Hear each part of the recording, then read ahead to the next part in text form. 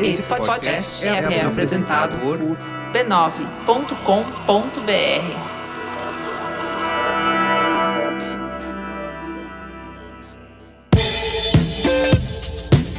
Olá, eu sou o Carlos Merigo, esse é o Braincast número 516. Estou aqui com Bia Feroto. E aí, Bia, tudo bem? Olá, Braincasters! Iago Vinícius, e aí, Iago? Boa noite, pessoal. Boa noite, Itália. Tudo bem com vocês? Boa noite, Itália. Boa noite, Itália. E temos de volta aqui nesse Braincast. Há muito tempo não voltava. Nosso amigo MM Isidoro, um homem multitalentoso, não é? E aí, Isidoro, tudo bem?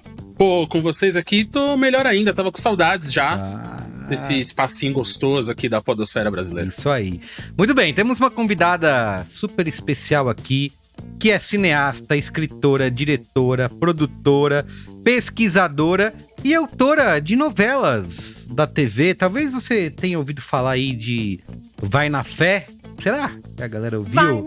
Só o maior sucesso da sua faixa horária de todos os tempos? Coisinha pouca. Rosane Svartman. E aí, Rosane, tudo bem? E aí, obrigada pela introdução. E 516, hein? Parabéns. Obrigado. Então, obrigada, boa noite. Muito bem. A gente chamou a Rosane aqui nesse Braincast porque um dia ela fez o seguinte tweet. Eu vou até resgatar aqui. Ela falou o seguinte. Peraí, ó.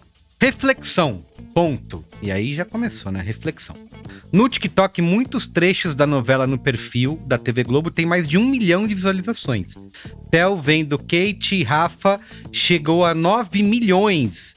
E o recorde é um de 19,2 milhões de visualizações. Ou seja, long content virando short content. É uma mudança no consumo e Peraí, que eu não consigo nem falar essa palavra. Espetatorialidade. Obrigado. Gigantesca. Obrigado, Dani. Esse é um termo da academia, né? Assim, um pouco. E eu uso porque ele resume muita coisa, esse termo de espectatorialidade. Não consegui fugir dele. Não, eu lembro que eu estava fazendo meu doutorado quando eu estava escrevendo, na verdade, Bom Sucesso. E o Paulo Raume, do meu lado, né? A gente escreveu junto e fala: não usa essa palavra horrível, inquietante, arrogante. Mas eu não consegui achar nada que substitua, porque não é só ótimo ser um espectador, né? É tudo que tá em volta disso, e tem a ver com consumo, tem a ver com prática, tem a ver com cultura, então não consigo muito fugir dessa palavra. Perfeito, pode manter. Então é isso, a gente vai conversar aqui nesse Braincast de hoje um pouquinho sobre isso, né, essa transformação do conteúdo longo em conteúdo curto e como que as pessoas estão consumindo esse conteúdos de novelas, de séries, até de filmes, né, em plataformas como TikTok, Instagram, e como que isso mexe aí com o mercado não só com o mercado, mas também com a criação, né, como que você, no momento de criar, pensa no impacto disso. O nosso último Braincast foi sobre direitos autorais para criativos, também tem um ponto, né, que toca aí. Como é que fica, né? Eu vendi o meu produto, a minha série, a minha ideia aqui para virar uma novela, mas as pessoas estão consumindo aos milhões no TikTok. E aí, eu tenho que ganhar alguma coisa com isso? Então, enfim, a gente vai conversar um pouco sobre esses pontos e muito mais nesse Braincast de hoje. Mas antes... Siga @BraincastPod nas redes sociais. Como eu sempre lembro aqui, só uma pequena parcela da nossa audiência que consome a gente, seja no áudio ou no vídeo lá no YouTube, segue a gente nas redes, então @BraincastPod. Pode procurar aí no Instagram, no TikTok, no Quai, no X, tudo quanto é lugar. Procura @BraincastPod, que você acha a gente. Segue. E também, se você está assistindo pelo canal no YouTube, youtube.com.br/B9, não se esqueça de dar o seu like, né? Ajudar os robozinhos da internet a recomendar. Assinem o canal, Assinem meninas, o canal, dê um like, assinem o canal. Ative o sininho. Tudo Comente isso. Aqui. Não sei, comente aqui a sua obra favorita da Rosane. Agora. Ô, Bia, você sabe que a gente passou um tempão da vida, né? Não, a gente nunca vai ficar falando essas coisas de pedir like, siga, ative o sininho. A minha vida é pagar minha língua, Carlos Merigo. Exato. Dia após dia, pagando pelas consequências. Aliás, pagando as consequências dos meus próprios atos. Isso aí. Então estamos agora falando isso. Dá o like. Se você está assistindo pelo YouTube, eu queria só dar um disclaimer. Eu ainda estou um pouco resfriada, me recuperando daquela que já é conhecida como a pior gripe da minha vida. Olha só. E vamos gravar talvez, um episódio. Você vê, menino?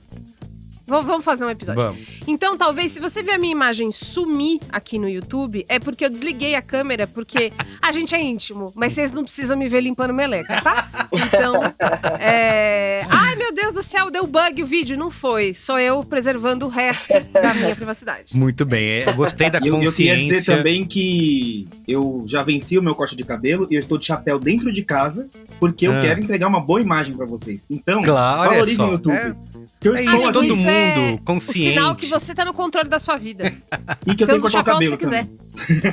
Muito Isso bem, ó. também. E antes da gente ir pra pauta, o último recadinho é: torne-se assinante do Braincast lá em b9.com.br/cine, que você faz parte do nosso grupo lá no Telegram, a Braincasteria gourmet, orgânica, vegana, personalité, enfim, Van Gogh, sei lá, Picasso. todas. Você Não pode, sei. além de conversar com outros Braincasters, você tem acesso ao Braincast secreto, que algumas vezes a gente grava aqui. Já tem vários lá. Tem vários. Se você chegar agora, você pode maratonar. Oh, exatamente. Várias fofocas. Onde a gente que fala já as verdades. E explanou muitas ali. vezes, né, Bia?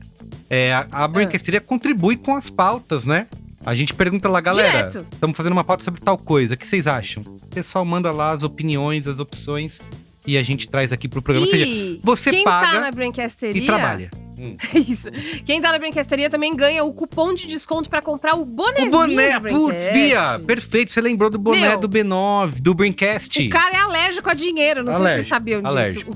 Você lança o produto licenciado e não fala dele nunca. Isso, A gente tem o boné do Braincast com a loja As Baratas. asbaratas.com.br, acesse lá.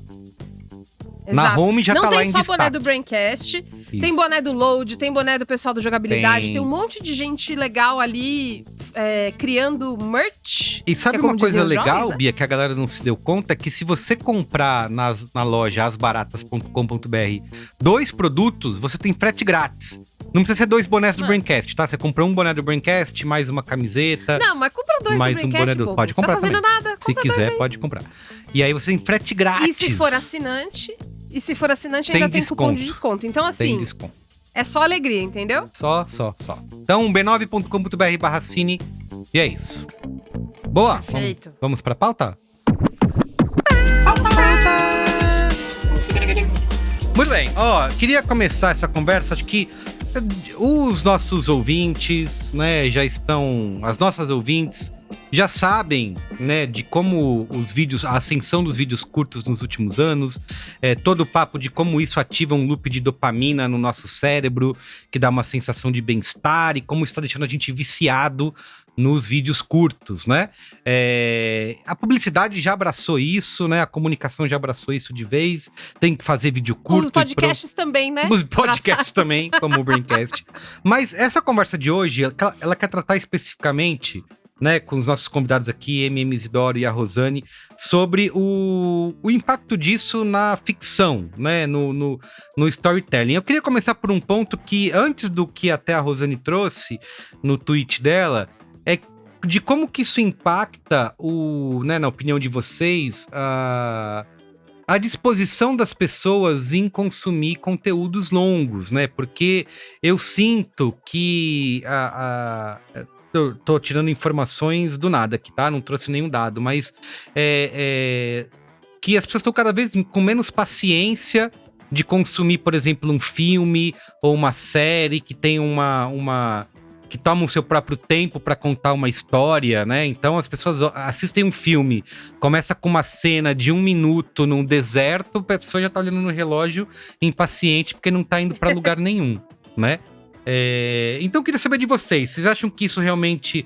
Vocês têm essa percepção de que isso impacta a maneira como as pessoas estão consumindo o entretenimento, seja uma série, uma novela na TV, ou até um filme, ou eu sou o velho gritando pra nuvem, né? Porque essa geração está perdida, e porque antes é que era bom. Tem um dado, assim, que eu acho interessante, que eu não botei no tweet, mas que saiu agora recentemente uma matéria da Folha de São Paulo sobre a novela.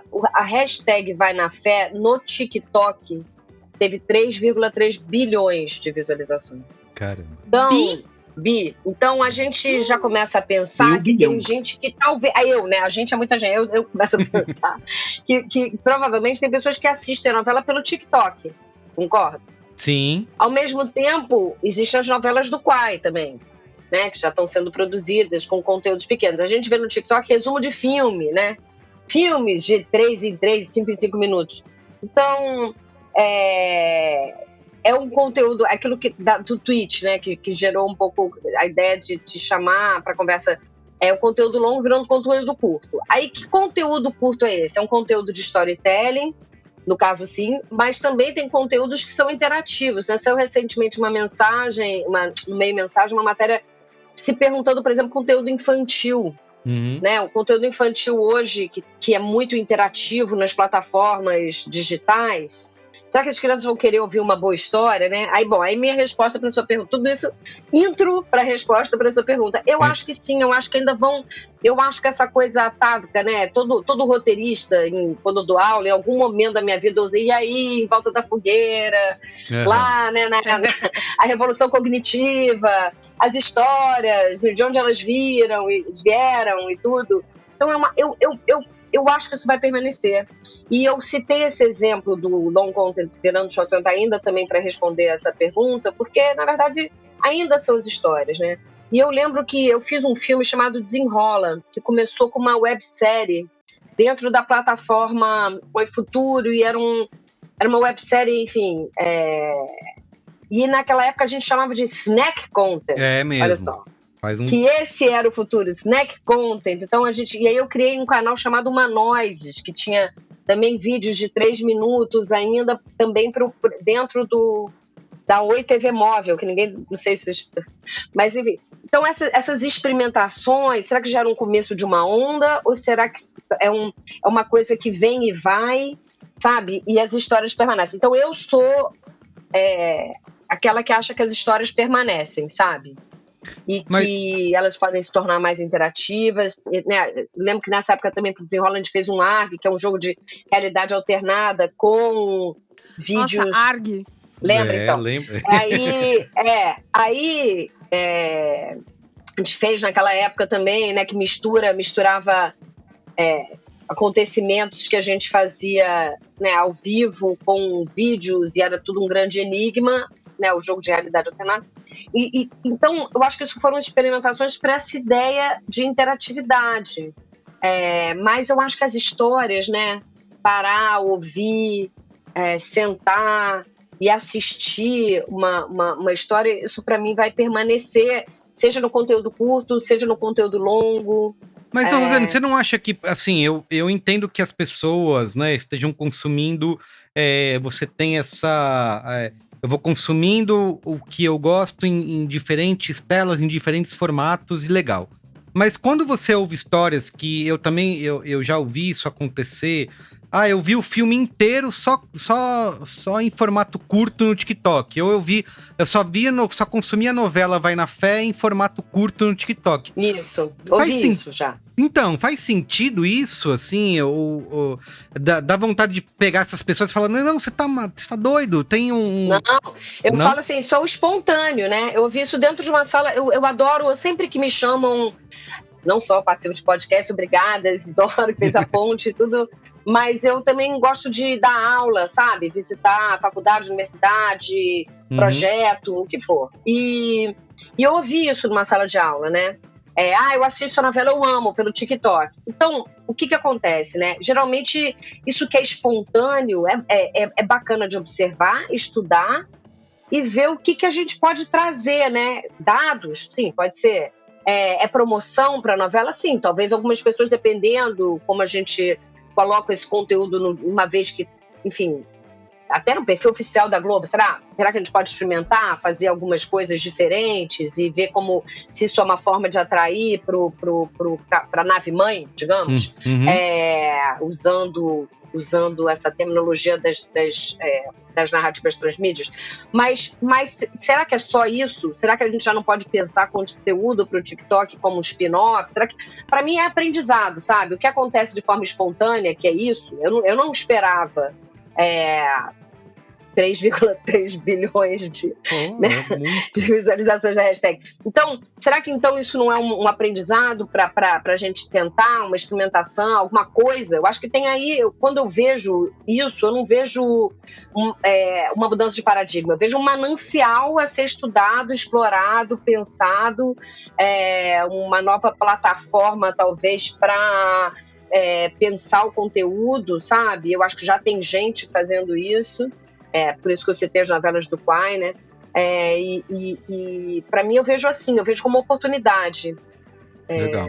Eu acho que essa prática da nossa época é uma oportunidade de criar um conteúdo. Sim. Fala aí. Não, eu acho que tem umas coisas aí que a Rosane trouxe, que a gente, acho que já faz um tempo, a gente já tá consumindo com uma segunda tela, né? Uhum. Então, mais do que, às vezes, você pode estar vendo uma coisa, mas você tá... Eu acho que mais do que... E é um papo que eu tive muito na Globo recentemente, principalmente trabalhando no Criança Esperança, igual eu trabalhei agora, de, tipo, a gente não tá mais no momento do top-down, da professora... desse tom de ser professora, sabe? De tipo, senta aí, assiste e é isso aqui. Sim. A gente já tá numa época de conversa. Então, nessa ideia que até aí vai bater lá na frente, em direito autoral e tal, a galera, principalmente dos millennials pra baixo, já estão acostumados um pouco mais de se apropriar da coisa, do remix, o react, de várias coisas desse tipo, né, de dar play e aparece ali, você assinou, você não comprou aquela uma música, você assinou o Spotify, você assinou o Netflix, você fez, né, você tá no Instagram, aquilo lá também é seu, e você fica... Então, acho que tem uma questão aí de, tipo, como produtoras de conteúdo, então nesse caso aqui, estamos citando muito a Globo, porque todos aqui, né, querendo ou não, somos globais de uma maneira ou de outra. Então, já que estamos citando, como uma produtora de conteúdo se apropria disso, como a Rosane falou, como oportunidade. Sim, e aí, Merigo, você tinha falado também de um lugar de paciência. E o que eu acho muito louco é isso, que a galera fala que às vezes não tem paciência de ver um filme de 3 horas, mas faz a maratona de uma série de 12. Sim, sim. Mas sem perceber, Isidoro, sabe? eu não falo nem tem a questão da duração, que todo mundo reclama, mas o filme pode ter 1 hora, pode ter 1h30, mas as pessoas não têm paciência pra história tomar o seu próprio tempo, sabe? Tem que ser tudo já não, então, mas aí, rapidinho. Aí acho que tem uma questão que é uma questão também que a gente tá conversando bastante, por exemplo, do Barbenheimer, sim, sabe? O quanto que o Oppenheimer ganhou. Pra mim, o grande vencedor da briga do Barbenheimer foi o Oppenheimer, mesmo a Barbie tendo feito 1,3 bi. Sim. Porque ele não... A juventude não ia ver um filme de 3 horas sobre o criador da bomba atômica se não fosse a Barbie, do hype. É verdade. É o paradoxo do Porta dos Fundos, né? Quem ganha mais que o Porta dos Fundos é o Parafernália, porque era sempre o recomendado ali na próxima visualização. E aí, exato. Eles que lutam. Exato, exatamente. Meu primeiro filme eu estreiei junto com o Titanic. Então eu falava, gente, as pessoas não vão entrar no Titanic, eles vão assistir o Como Ser Solteiro. Não vai ter lugar. Tá esgotada a sessão, então vê o ingresso aí, por favor. Mas, enfim, numa época que tinha cota de tela, né? Mas, desculpa, te interrompi. Não, mas acho que é isso. Acho que a gente tem que... É uma questão conjunta, não é só a questão da produção. É uma questão conjunta, porque isso também vai bater no marketing. Isso também vai bater em outros lugares, numa organização como Netflix, como Globo, como os distribuidores e produtores de conteúdo, porque são outras discussões. Porque eu falo por mim, assim, como produtor de conteúdo. Eu, hoje, quando estou criando... Vou dar um exemplo concreto aqui. Quando eu fiz o Amarelo Prisma com o Emicida, dentro do roteiro do Amarelo Prisma, eu coloquei espaços que ele se fechava no tempo de um stories, no tempo de um feed, sabe? Tipo, tem ali dentro do roteiro do podcast de 1h30, tem um vídeo de YouTube de 10 minutos. Então, teve essa reapropriação do conteúdo, porque a gente captou uma vez só tudo, mas na hora de descer, né, não foi um desdobramento, foi tipo... essa é a história que eu quero contar aqui, é a história toda. Se eu for contar ela no YouTube, é essa parte da história, então aqui eu tenho que fazer mais ou menos assim. Pra ir pro Stories, tem que ter esse começo, meio e fim. Pra ir pro Reels, tem que ter esse começo, meio e fim. Mas você lê o roteiro do podcast, é o roteiro do podcast. E aí a apropriação veio disso. A única coisa só, que aí foi o contrário que tá acontecendo aqui, foi quando a Globo comprou e a gente teve que readaptar pra TV. Uhum. E aí, quando foi pro GNT, a gente teve que fazer uma coisa com estrutura de programa do GNT, porque a gente tava pensando só em internet. Então foi invertido do que aconteceu com a Rosane. Assim, de vez em pra TV e foi pra internet, a gente tava com a estrutura de internet e teve que adaptar pra estrutura do GNT na TV. Uhum. Mas olha que interessante esse exemplo, né? Como o mesmo conteúdo desliza entre mídias e telas e se transforma nesse deslizamento. E a outra coisa que eu pensei quando você estava falando é que, gente, o conteúdo, ele se transforma de acordo com o espírito da sua época. E digo isso não nesse deslizamento. Eu estava pensando, mais uma vez, no livro nas novelas, sabe? Então, quando eu faço uma análise da história das novelas, elas se transformaram não só do ponto de vista de tema, conteúdo, claro, mas também tamanho de cena, tamanho de capítulo, número de frentes, núcleo, se transforma, ela ficou com cenas menores, mais curtas, de uma página e meia, mas não dá certo. E isso tem a ver com o tempo, né? Com o ritmo, com a gente escrever pensando no momento, né? Então você já cria desse jeito, Rosane. Você acha que isso tem afetado a maneira como os criativos, roteiristas e tudo tem pensado nessas estruturas narrativas, num jeito disso? Como que isso pode, por exemplo, repercutir no TikTok? Isso tem acontecido? Não. Isso não, mas o que eu assim, acho que não de forma consciente. Tá. É claro que, de repente, num seriado, vou falar, isso aqui vai ser bacana, sei lá, o Vicky e a Musa, que foi um seriado que eu escrevi musical. Obviamente que a gente pensou, o TikTok tá dentro, o TikTok, não necessariamente o TikTok, mas sim, esse estilo de plataforma de arte tá dentro da série, e também é claro que existe um pensamento que aquilo pode sair da série alguma hora. Mas o que eu quis dizer é que, ao longo do tempo, a linguagem, as ferramentas, a narrativa se transformam.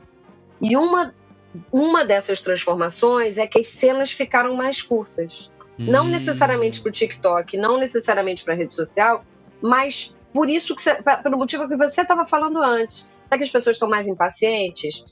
A novela é mais acelerada? Vou dar um exemplo que talvez fique mais Pantanal da Manchete, Pantanal agora. Eu não sei, vocês não viveram isso, mas eram horas daquele velho do Rio na canoa, sabe? Horas de natureza, horas. Eu acho que dá para comparar. O que eu quero dizer que o ritmo, né? É um outro ritmo ao longo do tempo. Independente do exemplo maravilhoso que a minha editora trouxe, que é do deslizamento do conteúdo ao mesmo tempo. Ou seja, saiu quando vai para o GNT, quando vai para o canal, quando vai para o... Isso aí eu acho que é tudo no aqui e agora. Mas ao longo do tempo, a narrativa e o ritmo, entre outras características, entre outras coisas, mudou. Tem sido impactado, né? E acho que tem uma coisa também que a gente tem sempre que lembrar, que eu acho que é o tipo de consumo ainda, pegando o Brasil, né? O Brasil como exemplo, a gente aqui no centro, na ponta da pirâmide, fica olhando muito para esse tipo de consumo. E foi até uns tapas que eu levei agora na Globo, fazendo um projeto que ia estar na TV aberta. Né? Não, porque é isso, a gente fala, vamos focar, vamos pegar recursos e jogar na internet, ou vamos fazer tal coisa, desdobramento. Só que, se não me engano, saiu uma pesquisa no começo do ano mostrando a audiência brasileira. E mostrando que 6%, se não me engano, da audiência são todos os streamings juntos. Se você pega o YouTube, é 9%. Então o YouTube já é 50% maior que todos os streamings. Isso aí. A TV a cabo é quase nada e o resto é TV aberta. Então, se a pessoa tá consumindo no celular, o que ela tá consumindo e aonde? Provavelmente ainda é um WhatsApp, porque tá de graça, ou é o YouTube porque tá de graça num plano pré-pago. Então, até quando a gente estiver criando para isso, a gente tem que pensar, porque se você, por exemplo, a Rosane, que tá fazendo novela das 7, falando de quebrada, falando de evangélico, falando de preto, falando de funk, ela tá falando com o Brasil inteiro. Se ela tá falando com o Brasil inteiro, o Brasil vai reproduzir isso. Então esses 3 bilhões do TikTok devem ficar pequenos dentro do que rolou dentro do WhatsApp. Uhum. Então, assim, dentro de grupo de WhatsApp, dentro de como a galera... Tipo, tem grupo de novela, tem grupo de resumo, tem grupo de música. Tem toda uma parada ali dentro de consumo que não chega em nós. Então, o WhatsApp tem métrica. O WhatsApp não, o TikTok tem métrica, o Instagram tem métrica, todo mundo tem métrica. O Dark Social não, né? Então, assim, esse número, assim, tipo, provavelmente deve ter uma senhora que assistiu a novela da Rosane pelo Com WhatsApp. certeza, só por ali. Que a gente nem sabe, né? Que a gente nem sabe porque não chegou na gente. Sim. Ó, quero saber uma coisa. Vai lá, Bia. Vocês dois são pessoas que não estão aqui faz 5 minutos, né? Escrevendo história, fazendo filme, fazendo série. Pelo contrário. E aí, contar a história... Eu achei... Eu tô muito emocionada, tá? Que eu tô com a Rosane. Eu queria muito dar esse pequeno momento. Pronto, passou. Faz muito tempo que vocês contam histórias, e então significa que há muito tempo vocês vivem diferentes contextos do que é lançar uma coisa e as pessoas receberem. É diferente quando não tinha smartphone, é diferente quando chegou e começou a disputar a atenção, é diferente quando tinha uma outra coisa acontecendo, enfim. O que vocês enxergam que já não dá mais pra fazer, que dava pra fazer antes, mas que hoje não faz... E eu não vou nem dizer sucesso, mas assim... Não engaja, não no sentido de redes sociais, mas de engajar a pessoa, né, pra assistir. O que engajava antes, que a gente punha numa história um recurso narrativo, ou enfim, seja lá o que for, que hoje, já não funciona tão bem. E antes de vocês responderem, um complementozinho, que é um truquezinho, assim. Se tem muita coisa que acontecia, sei lá, nos anos 2000, nos anos 90, que já não funciona mais, por que a gente reprisa tanto e dá tão certo e conquista públicos novos com reprise, mas a gente não pode repetir a fórmula? Onde está o pulo do gato aí? Acho que talvez isso complementa da Bia. Então, eu acho que tem uma parada que tá acontecendo hoje, acho que a novela da Rosane é um grande exemplo. Eu até bati muito esse papo com os roteiristas dela, com o Pedro, com a Recorreia e tal. Que eu acho que eu passei por isso até nos meus audiodramas que eu fiz pro Globoplay. Uhum. Que é... E as histórias antes, eu não me via nessas histórias. Então, quando eu contava uma comédia romântica, quando eu via uma comédia romântica, eu não tava lá, ou os meus não estavam lá. Quando eu via uma história de sci-fi, era sempre um ET invadindo o Texas, invadindo Nova York, invadindo Paris. Então tem uma parada da verdade e da gente se ver, que é isso. E tem uma outra questão, eu acho, aí já sendo um pouco militante, que... Milita, amigo, você tá aqui pra isso. Não, que parece que durante muito tempo parecia que as minorias majoritárias por aí, então LGBTs, pretos e tal, só podiam contar história de superação. Então a gente tava saindo da merda, a gente tava sendo assumido, saindo do armário, e indo, sabe, ganhando emprego. Ao mesmo tempo, tipo, o meu pitching, por exemplo, pro Globoplay sobre a minha comédia romântica LGBT preta foi: por que eu não posso só dar um beijinho? Por que eu não posso ter alguém correndo atrás de mim no aeroporto falando não vá? Depois, tipo, quando 2 horas antes a gente se esbarrou no Starbucks, eu deixei cair café na camisa branca dela no dia da entrevista principal dela de emprego, sabe? Por que eu não posso ter essa pessoa correndo atrás de mim lá na frente? E assim, eu nem falei o que era a minha série, eles compraram ali. Então tem uma parada de verdade, da gente se ver. Então num Brasil que tem 70% de pretos, muito mais mulher do que homem e tal, o que a Rosane e a sala de autores dela fez foi muito mágico. Porque foi uma das primeiras novelas, dos primeiros momentos que tem isso. E aí, respondendo, acho que um pouco o Iago, e acho que a Rosane, que é literalmente uma estudiosa disso, pode falar melhor. O melodrama é incrível. O melodrama, as novelas, as paradas é universal. A gente tá aí desde a Bíblia contando melodrama. Tipo, a primeira história dali da Bíblia, depois dos humanos, já é traição, já é uma talaricagem, tá ligado? Tipo, a gente tá contando as mesmas histórias desde sempre. Então, quando vai você na pega fé mesmo, porque Bíblia... quando você pega ali, quando você pega bem contado, Eu acho que falta ainda. A gente tá querendo inovar demais, às vezes, numas paradas. E não contra inovação, pelo amor de Deus, porque eu tô fazendo isso. Mas tem uma parada do melodrama que é muito forte. Então a gente se vê dentro do melodrama já é uma puta inovação. Você vê a quebrada, você vê o evangélico, você vê, por exemplo, uma cena da novela da Rosane que me bateu demais. Não foi nenhuma parada, foi uma conversa da avó e da neta. Eu não lembro se era colocando ou tirando a trança. E só isso me bateu, assim. Que ela falou, eles não têm que falar nada. Quem tá ligado, tá ligado. Sabe, assim, quem a gente se viu ali.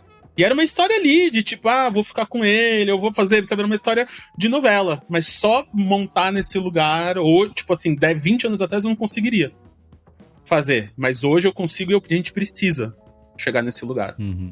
Mas vamos, quero saber. E aí, o que já não converte tanto nessa nova maneira de consumir conteúdo? Não, eu tava aqui ainda sob impacto do que o Hermínio Isidoro falou, e eu acho que tem muito a ver com escuta, sabe? Mais do que o que você pode falar, o que você não pode falar, tem a ver com escutar, né? Escutar o momento, escutar a época, escutar o que a audiência quer, né? O que a audiência quer? Ela quer refletir, ela quer escapar, ela quer fantasiar, ela quer se ver, ela quer se surpreender. E aí essa parte do se ver, eu acho que é uma... quem olha para quem, né? Essa frase é muito boa, não é minha, da Eneida Nogueira, é a sociedade que assiste televisão, a televisão que assiste a sociedade se adapta, né? E a sociedade quer representatividade, quer diversidade, quer tudo isso. Então, não tem como não, independente para mim de qualquer coisa. Mas acho que quando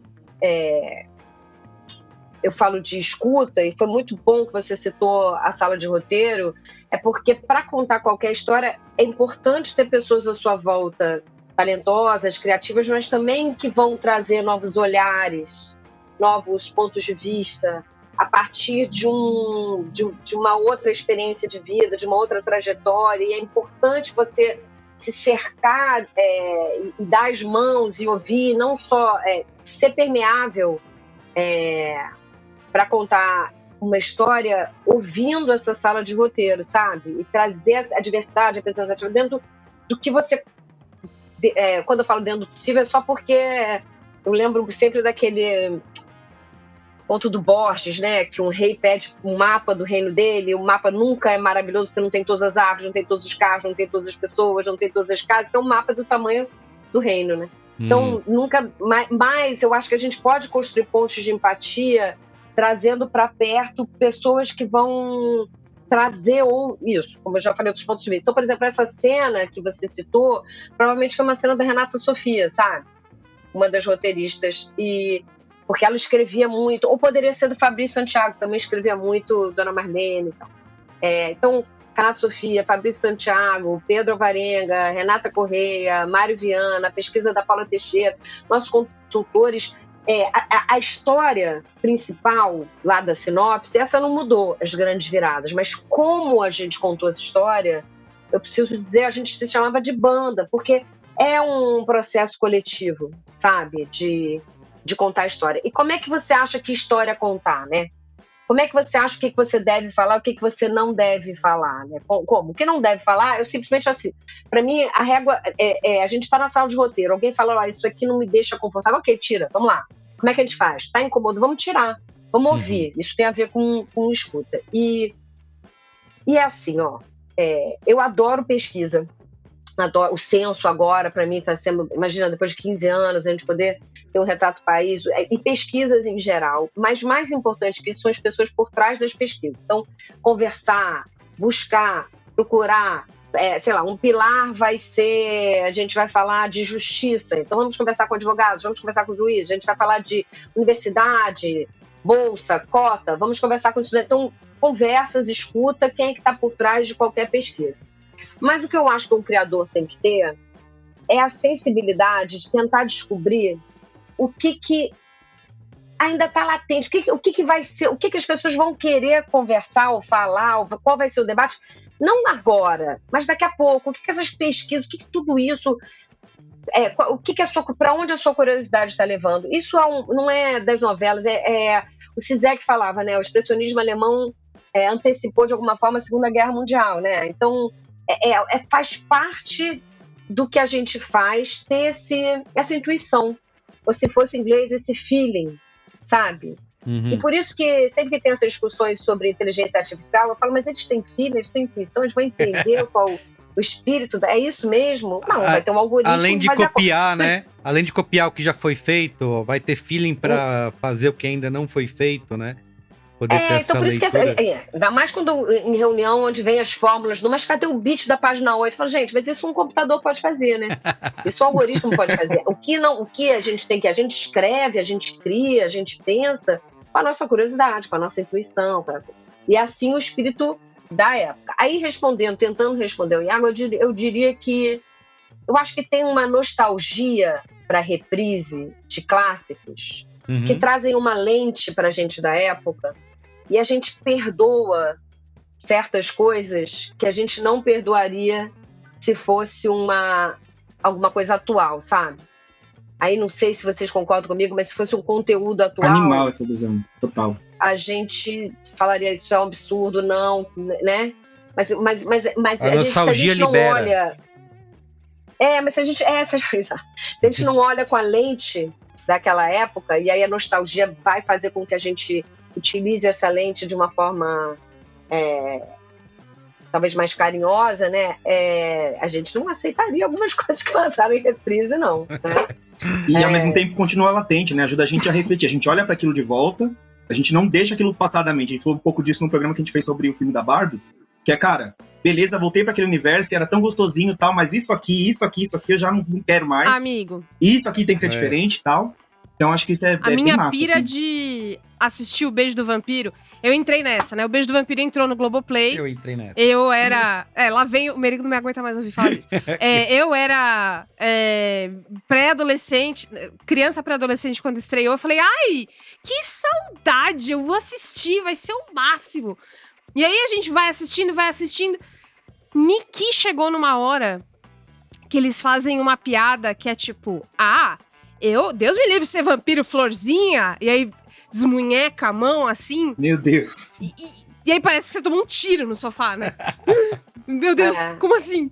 E aí vem sempre a mensagem essa obra é um produto do seu tempo, papapá. Aparece Mas essa mensagem, você falou, né? Que aparece, né? Aparece, legal, porque Mas a gente tiveram sabe, que né? colocar por causa disso, pra não ter que editar, né? Não tem condição, Não. tem que preparar o coração, porque tem coisa que acontece que você fica... A gente Mano, gravou isso um foi braincast agora? sobre isso, que era você tem que refazer, você tem que jogar fora ou você bota um aviso. E meio que a conclusão que a gente chegou bota um aviso, já ajuda, né? Não dá pra tratar com presentismo, mas é muito impressionante o quanto faz pouquíssimo tempo que isso aconteceu. É caso a caso, né?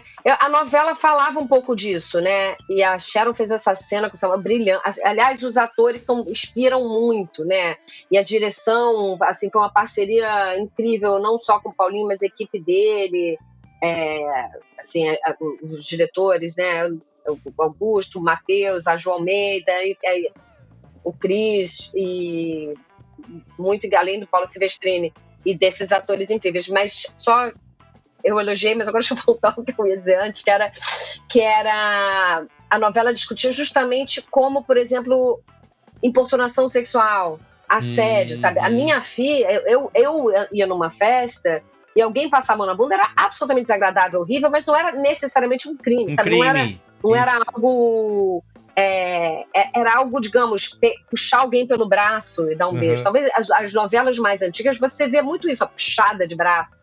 Como isso era romântico, obrigada, agarrada a um beijo e depois ela gostar, né? Encurralar, né? Encurralar. Ou coisas que acontecem no dia a dia. E eu comecei a reparar que minha filha não aceitava algumas coisas que eu aceitava. E aí, conversando e aí a gente acabou chegando, enfim, a novela discute as leis que mudaram, o que é justiça, como é justiça, mas esse ponto, e aí a gente chega em estupro, e eu recebo muito até hoje em inbox, pessoas falando, nossa, eu não tinha entendido que foi um estupro, ou finalmente falei pra minha família que o que eu sofri foi um estupro, ou isso chega muito, sabe? Às vezes público respondendo no Twitter e tal, e muitas vezes as pessoas inbox, e porque tem uma mudança, a sociedade, aquilo que a gente estava falando antes, né, da transformação do conteúdo e da cultura e do conteúdo audiovisual de acordo com as mudanças na sociedade, quem olha quem, a justiça também, né? A lei mudou em 2009, a gente teve que mudar a sinopse da novela porque a lei mudou apenas em 2009 sobre o que era o que não era estupro de vulnerável, por exemplo. Sim, é tudo muito cedo. Então, né, estupro de vulnerável, que hoje pra gente é uma obviedade, não. Transar com alguém bêbado, né? Transar com alguém, né? Não era visto Você dessa podia forma, mostrar, que horror. né? Ó, eu queria perguntar sobre... Você falou dos números, né? Dos bilhões aí da hashtag Vai na Fé no TikTok. Essa é uma popularidade, né? Que os vídeos curtos, que as plataformas trazem para as produções, né? Como novela, série, filmes, que eu acho que não estavam sendo... não sei se já estão, inclusive, sendo consideradas na hora de você conseguir mensurar o sucesso, né, de audiência, ou até na hora de fazer um pitch de venda. Se essa fragmentação toda do consumo está sendo colocada junto com as métricas tradicionais, né? É óbvio que a Globo, na hora que exibe uma novela, vai ter lá os números de Ibope e usa isso para... Nem o Ibope existe mais, né? Até já mudou o nome da empresa. Mas se esses números estão sendo colocados ao lado das métricas tradicionais na hora de medir o sucesso, vocês veem que isso mudou, tá mudando? Você levar para... talvez a novela nem teve um grande número assim no linear ali do horário, mas ela bombou no TikTok e no Instagram, foi um sucesso acima de qualquer outra. Isso está sendo considerado? Vocês têm visto essa mudança ao longo dos últimos meses e anos? E hoje é que hoje eu não botei gasolina, então eu tô só pegando carona nas perguntas alheias. Não, mas é porque também tem uma coisa também que a gente tá olhando, viu agora com lançamentos de disco e tal, que uma coisa é você ter 1 milhão na TV durante uma hora, ou você ter 100 mil no podcast, que dura 1h30, 2 horas. Outra coisa é você ter 100 mil no TikTok, 100 mil no Instagram, que pode ter sido uma pessoa que passou olhando e tal. Esse peso diferente de cada mídia, de quanto custa o número para cada mídia. O número da TV é mais caro, o número das redes curtas é mais barato e tal. O Cris Dias, aqui do Braincast, sempre fala que quando ele trabalhava no BuzzFeed, o pessoal sempre comemorava, a gente virou Trending Topics no Twitter, e aí ele ia olhar o gráfico lá de mensuração, a audiência do Twitter era mínima. Ele fala, então talvez o Twitter não valha tanto quanto a gente tá pensando que vale. Porém, por outro lado, quem tá no Twitter é a Rosana Svartman, entendeu? Quem tá lá falando de você é o MM Isidoro. Então, já é um número... O like dele vale mais que os outros likes, então tem todo esse jogo de dados, que eu imagino que, enfim, uma empresa do tamanho da Globo tem um setor de inteligência vendo como olhar isso, e até para ver um pouquinho como é que isso mexe no feedback, voltando para conteúdo mesmo. Porque uma das grandes graças da novela é a questão de ter muitas obras abertas, né? Que vai mudando conforme o feedback da galera e tal. Só que com a internet você tem uma galera que consegue fazer muito barulho, tendo menos volume do que parece.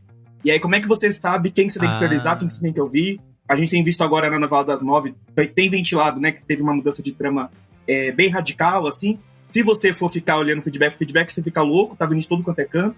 Então, como é que vocês conseguem se aconchegar com os números sem aumentar a dose do remédio, né? Porque isso deve dar uma ansiedade maluca, assim. Ao mesmo tempo, proteger a obra, proteger a história que vocês estão contando, porque agora vocês estão olhando para mais de um canal, ao mesmo tempo que vocês estão respondendo a um canal principal, assim. Então, ficou muito mais intricado a coisa dos dados, então acho que a pergunta é a mesma do Merigo, tipo, como é que vocês lidam com esses dados, mas como é que ele entra em toda a jornada de trabalho de vocês, assim. Acho que confunde muito as bolas. Pode ir lá, Rosane, você acabou de passar por isso. Acabei de passar, não, mas ótima perguntas, ótimas perguntas. Bom, em primeiro lugar, né, eu vou responder não a partir de uma informação privilegiada, é apenas a minha percepção artística, né, não faço parte, enfim, não sou executiva, não faço parte dessa área estratégica, nada disso, mas quando a gente recebe o card, né, da novela, assim, os números e tal, que às vezes vão para o comercial, vão para assessoria, vão para esses lugares, a gente sempre recebe audiência, como tá redes sociais, se tá indo super bem, se foi trending topic, se não sei o que, a gente recebe um card com as várias, eu vou chamar agora de audiências, né? Sim. Porque eu acho que a gente não pode mais falar de audiência. Isso é o quê, Rodrigo? É semanal? É mensal? Como é que é? Não, é quando bate um recorde, às vezes vem entendi. um card, quando Olha sabe, só. ou quando tem alguma coisa especial, esse card chega. Tá. E aí chega em mim, e aí eu fico, opa, informação, pesquisa. Mas eu recebo a audiência da Cantar, eu recebo diariamente, 1 minuto a minuto. Tá. Que é a audiência, digamos, quantitativa, né? O Globoplay, às vezes eu já pedi para eles, será que eu posso ter um retrato? O que está sendo visto por trechos e tal? É uma coisa que tem que, não é automático. Mas para mim, a rata de informação, então tudo isso para mim sempre ajuda, né? Então são várias audiências, sim, todas têm importância. Por quê?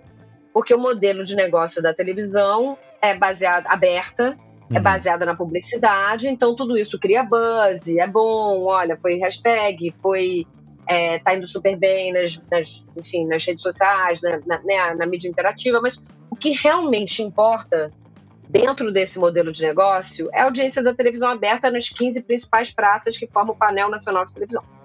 Aí, muito bem. Aí, citando como exemplo, eu, sim, estou no Twitter, você viu no X, sei lá, você viu meu tweet, estou nas redes sociais. Antigamente conhecido como Twitter. Exatamente.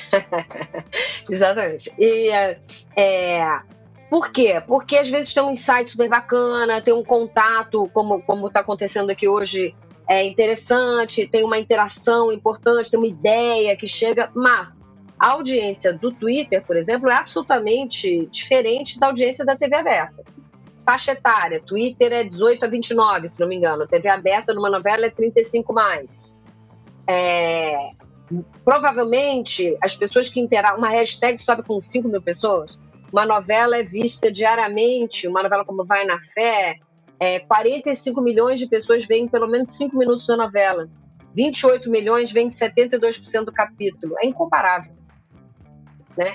E nessas 15 praças, e provavelmente as pessoas que estão interagindo com a novela no Twitter podem ser de uma praça que não está no PNT, ou podem ser, entende? Ou de uma única praça das 15 do PNT, então é um termômetro, é uma audiência, mas não é a audiência massiva de uma telenovela. E com a penetração, ainda mais se a gente for pensar a penetração da televisão aberta, penetração do Twitter no Brasil é infinitamente menor. Então, eu citei o Twitter de exemplo, e provavelmente o que está trazendo mudanças na novela das 9 é o Focus Group. E o que é o Focus Group, que é a pesquisa qualitativa, que acontece mais ou menos agora, um mês de novela, né? É a pesquisa que aconteceu, né? Só que as mudanças vêm. A pesquisa qualitativa é uma pesquisa, aquela que tem um lado espelho, o outro lado vidro, que você espelha essa audiência da novela naqueles grupos de discussão, certo? Então, estas opiniões, sim, aí sim, são um retrato do público que assiste a televisão aberta. Agora, quer ver outra coisa que é super interessante? Às vezes, a mesma cena comentada no Twitter, ela está sendo comentada de um jeito, digamos, de uma forma crítica. No Facebook, o mesmo número de pessoas, às vezes mais, às vezes menos, tem uma opinião totalmente oposta à opinião do Twitter. Por quê? Porque é uma outra faixa etária, para princípio de conversa, né? Então, não dá para... Se eu, como autora, seguir tudo isso, eu vou perder a mão da história. Então... preciso ouvir, escutar, interagir, tem boas ideias, tem um engajamento, a busca por hashtag. Enquanto o Threads não tiver busca por hashtag, não me interessa. Sim. Porque para mim é muito precioso isso, sabe? Da busca pelo hashtag e de poder ver o que estão falando da novela. Mas eu acho que tem que ter muita calma e esse entendimento de que não é exatamente o espelho do público da novela na TV aberta, até para não fazer uma mudança. E muitas vezes, assuntos que ganham, ou personagens que ganham trending topics no Twitter, não são sequer mencionados no grupo de discussão, entendeu? Mas isso não significa que não venham ideias boas, uma troca, insights. A gente não pode esquecer que muitas vezes jornalistas da mídia tradicional também estão no Twitter, né? Então, ou estão no Instagram, ou estão nas redes sociais, então acaba virando pauta para a mídia tradicional. Os atores muitas vezes vivem, ganham dinheiro, porque são também mídias, né? Então, eles às vezes ficam afetados. Eu, como criadora, não posso mudar uma história por causa de uma hashtag na rede social. Mas o engajamento pode me trazer muita inspiração. Ou pode me fazer pensar, ou ter uma ideia, e posso citar vários exemplos. Por exemplo, eu lembro que eu li um tweet de alguém falando: eu queria que a Dora pirasse em Lumiar. E aí eu fui para a sala de roteiro e falei: gente, é uma ótima ideia, a Dora deveria pirar. E aí surgiu aquela cena dela cantando cara, caramba, caramba, entendeu? Então, você fez isso, pessoa da internet. Você em casa, no seu celular. Sabe? E outra, eu lembro que também teve... Quando eu escrevi a Malhação Sonhos, alguém escreveu assim: gente, mal posso esperar o Eu Te Amo de Cobrade. Eu lembro que eu cheguei na sala de roteiro e falei: Pepe, a gente não pensou no Eu Te Amo de Cobrade. a gente nem pensou, a gente precisa fazer essa cena, precisa estar à altura dessa expectativa. Então, veja bem, existe engajamento, eu pessoalmente gosto de estar lá e vejo a importância como isso, como insight, é inspiracional para mim, assim, eu acho importante. E acho que corroborando com o que a Rosane falou, eu que acabei de ter essa experiência de estar nos dois lados, porque o meu trabalho muito no Criança Esperança foi trabalho de mobilização, de trazer as redes para conversar com a TV, e muitas vezes a TV para conversar com as redes. Então eu estava com a galera lá em cima de programação, né, fazendo esses papos de megas corporações, que sempre tem uma palavrinha, um cross, uma paradinha e tal e coisa. Então a gente tava lá, e a gente via, e eu sentia muito a diferença, porque eu também fui seco, assim, de tipo, não, vamos fazer um squad, vamos montar gente, vamos construir, vamos falar, e eu sou muito desses, assim, de tipo, traz o influenciador, não é o card da campanha que vamos subir, cada um cria a sua própria coisa pra falar, porque aquela audiência é muito diferente, a audiência do Brasil, o speech tava tudo foda.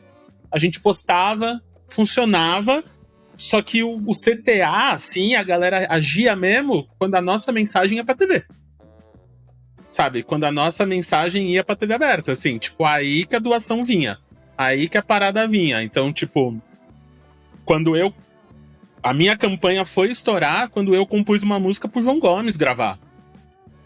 Não foi, sabe assim, aí o João gravou, postou na rede dele, a galera dançou, o Louro Mané e a Ana Maria Braga dançaram minha música, o auge da minha carreira. Como é que você eu acho se que é o sente, Grammy amigo? que eu nunca vou ganhar na minha vida, eu ganhei naquela abertura daquele Mais Você.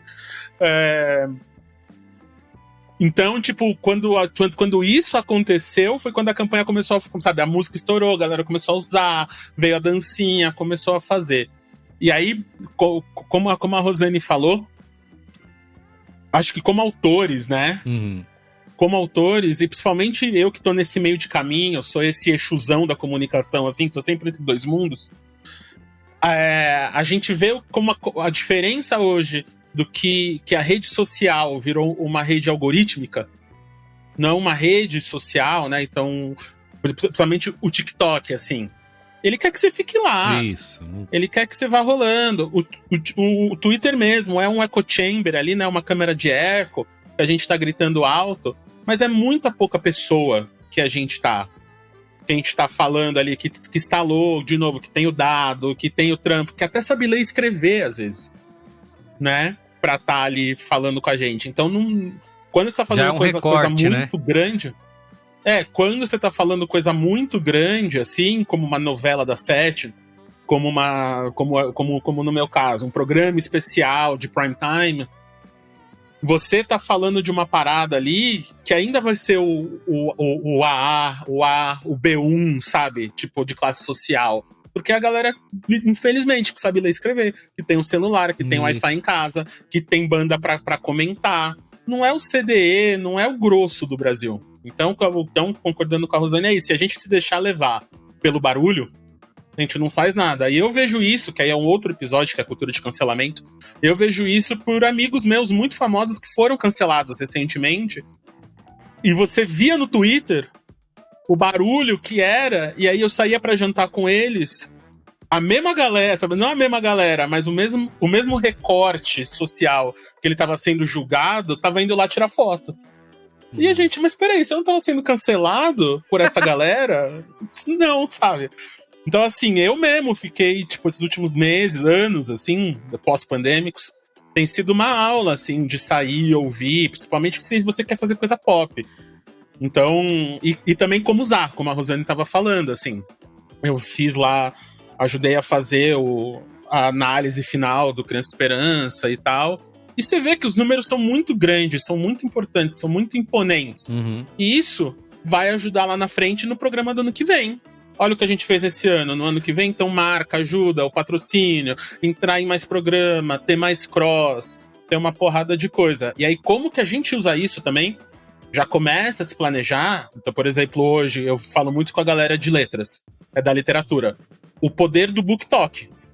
O poder do hashtag, né? Da hashtag. As prateleiras do BookTok nas livrarias, né? Então, o TikTok mudou o tipo de consumo de literatura, que a gente achou que tava morrendo. Que são o BookTok, pra quem não sabe, são os influenciadores que recomendam os livros no TikTok, é isso? Exato, é uma hashtag. É o lado do TikTok. lado, tipo, o TikTok é o lado do TikTok de literatura. Sim. E aí você vai ter algumas vertentes ali. Então você vai ter a pessoa que vai recomendar, vai ter a pessoa que vai ler, vai ter a pessoa que vai atuar, vai ter a pessoa que vai ouvir o audiolivro. Sabe, o BookTok virou um lifestyle. Uhum. Só que hoje você tem livros que vão pro topo do New York Times nos Estados Unidos em minutos. Porque a galera postou, e aí o algoritmo começou a fazer, a outra galera tem que falar daquilo, e aí todo mundo fala daquele mesmo livro, blá, blá, blá, estoura. Então, o filme número 1 do mundo hoje, em streaming, que é o vermelho, azul, branco vermelho, branco, sangue azul. e sangue azul, é um livro que estourou no BookTok. O Heartstopper. O fenômenozão do Heartstopper. É o Heartstopper, a BookTok, os filmes juvenis de streaming, nesse caso específico, a Netflix vem disso. Então, a gente, como criativo, e aí como distribuição, talvez não é tanto se inspirar para mudar a história, mas talvez como a história pode alimentar esses cantos para conversa espalhar, porque para mim agora é sobre conversa. Então a Globo, ela vai estar lá ainda, a gente sentado ou na TV ou no Globoplay, ainda assistindo ou junto com a família, como muitas famílias ainda fazem, não a gente, mas sabe, como a galera faz. Mas vai ter algum momento que, tipo, como a Globo se apropria desses 3 bilhões de pessoas, de plays, né, de views que teve na hashtag, tanto comercialmente quanto para retroalimentar. Então é um acordo comercial diferente com o TikTok, é um acordo comercial diferente com o patrocinador, é um algoritmo que vai entender que como já acontece com a música, né? Isso. A gente já faz isso com música. Você põe a música lá, a música sobe, reconhece que é aquele áudio e já vai o direito autoral para o autor. Tem como fazer isso novela, em audiovisual? Isso. Então, numa novela, você sobe antes pro sistema, o sistema identifica e alimenta. Então, eu acho que tem uma questão aí que logo mais, tipo, a próxima novela da Rosane, com certeza, ela já vai estar tendo que ter essa discussão em algum lugar. Ou assim. pensar, né? É promocional, né? Que nem a questão dos BookToks que você falou, né? É um boca a boca amplificado pelas plataformas interativas digitais, pelas redes sociais, né? Porque boca a boca sempre, né? Cartas à redação sempre existiu, né? Então, não sei, né? Quando a gente fazia lá, começou em 2005, a análise da nave-mãe, das narrativas transmídias, cada uma poderia, não o Steve Jenkins, mas depois veio o Robert Platon e falou, não, peraí, cada uma tem sua função, pode ser promocional, pode ser para ganhar dinheiro, pode ser para... Então, por enquanto, tá promocional, mas eu concordo, eu acho que tem que pensar, será que é só isso? Não sei. Quando você tem né? esse alcance gigante, né, de bilhões, né? Não, isso aqui te ajuda a levar audiência pra novela na TV, então é só promocional. Mas e aí, se tem pessoas que estão consumindo só através aqui da plataforma? E repostando, E né? repostando. Gente que ganha view no canal e Sim. começa a monetizar com É. coisas que... Perfeito. Aí o Exato. que vai acontecer, né? Vai colocar o que nem no YouTube, vai colocar o fingerprint e tirar do ar? Não. Isso ajuda. Tem muita coisa acontecendo. Acho que tem um aprendizado aí, né? Lembra? Eu não sei, né? Durante muito tempo eu lembro que tinha aqueles clipes que as pessoas faziam de personagens de malhação e saiam do ar porque tinha o fingerprint do material da Globo. Tinha que borrar, né? Ainda tem, né? Borrar um pouquinho, tirar e tal. Então, eu acho que tem muita coisa envolvida, inclusive a falta de controle de uma plataforma com interesses privados, transnacional, né? A gente, né? Então, também tem essa questão aí. Mas é um retrato do nosso tempo e eu acho que tem que pensar em como usar e o que fazer. Não, e acho até a gente falando aqui, por exemplo, tá falando muito de filme, mas trazendo um ponto aqui, por exemplo, da Barbie, o quanto que o burburinho dos conteúdos curtos de Barbie, nos 6 meses antes do lançamento do filme, impulsionaram uma parada que é muito mais difícil, que é vender ingresso pro cinema. Né? Total. Então, tipo, pra mim, o grande vencedor, assim, da Barbie foi o departamento de marketing. Essas pessoas têm que estar numas férias, têm que ter ganhado um bônus. Essa galera, assim... Caiu o Pix. Tem ido Essa passar galera férias tem que- lá na casa da Barbie que tem pra alugar, né? Exato, É, no porque, Airbnb, mano, né? Só porque essa ficar lá galera uma semana, fez... no Airbnb, Tipo, você fazer a galera ir com uma... É você se apropriar de uma cor. Isso, Sabe, de uma cor. uma cor- É verdade. É você não ter que ter um nome, você não tem que ter logo, você não tem que ter porra nenhuma dali. É só você Só tá usar de uma rosa. cor, você já se apropriou daquele filme, É. daquele conteúdo. Isso é muito absurdo. A Você pode fazer Mattel, uma né? promoção Como esses simples, né? conteúdos... É, e aí como esses conteúdos antes do trailer, você vê ela fazendo um conteúdo super, por exemplo, tem um conteúdo muito que eu gostei muito, que foi o Architecture Digest, que não tem nada a ver com o filme. Sim! E aí a Margot Robbie apresenta a casa da Barbie no vídeo do Architecture Sim. Digest, mas tem tudo a ver com a parada, porque quem tá assistindo ali provavelmente brincou com a casa da Barbie quando era pequena. Aí vai lá pra nostalgia, onde a Rosane tava falando. Quem tá ouvindo o programa pensando, aqui quer gerar conversa, é isso, né? Que é gerar conversa na internet. Você pegar e fazer outras coisas a partir daquilo que você fez. Assim que você gera conversa, né? Não é só... O corte é uma Exato. parte, é a pontinha do iceberg de um mundo de possibilidade de conteúdo, inclusive das próprias Que pessoas é o fazerem seus BookTok, próprios né? conteúdos.